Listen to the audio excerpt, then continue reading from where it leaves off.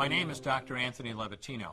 I'm a practicing obstetrician-gynecologist, and I've performed over 1,200 abortions. Today I'm going to describe a first trimester surgical abortion called suction D&C, dilatation and curettage. This is the most frequently performed abortion and is used typically from 5 to 13 weeks of pregnancy. After administering anesthesia, the abortionist uses a speculum like this. This is placed inside the vagina and opened using this screw on the side, allowing the abortionist to see the cervix, the entrance to the uterus. The cervix acts as a gate that stays closed for the duration of pregnancy, protecting the baby until it is ready for birth.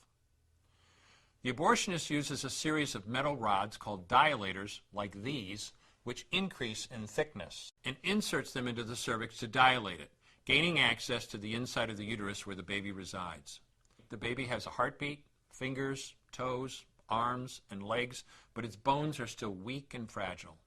The abortionist takes a suction catheter like this one. This is a 14 French suction catheter. It's clear plastic, about 9 inches long, and it has a hole through the center. It is inserted through the cervix into the uterus. The suction machine is then turned on with a force 10 to 20 times more powerful than your household vacuum cleaner.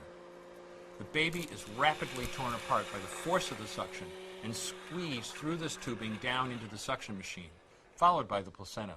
Though the uterus is mostly emptied at this point, one of the risks of a suction D&C is incomplete abortion, essentially pieces of the baby or placenta left behind. This can lead to infection or bleeding. In an attempt to prevent this, the abortionist uses a curette to scrape a lining of the uterus. A curette is basically a long-handled curved blade. Once the uterus is empty, the speculum is removed and the abortion is complete. The risks of suction D&C include perforation or laceration of the uterus or cervix, potentially damaging intestine, bladder, and nearby blood vessels, hemorrhage, infection, and in rare instances, even death. Future pregnancies are also at a greater risk for loss or premature delivery due to abortion-related trauma and injury to the cervix. As I mentioned at the beginning, I'm Dr. Anthony Levatino, and in the early part of my career as an OBGYN, I performed over 1,200 abortions.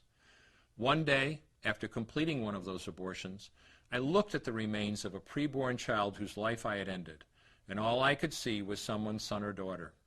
I came to realize that killing a baby at any stage of pregnancy for any reason is wrong.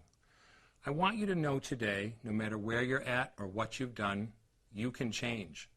Make a decision today to protect the preborn. Thank you for your time. I will no longer do any more abortions. When you finally figure out that killing a baby that big for money is wrong, that it doesn't take you too long to figure out it doesn't matter if the baby is this big or this big or this big or maybe even this big, it's all the same. And I haven't done any since then, and I never will.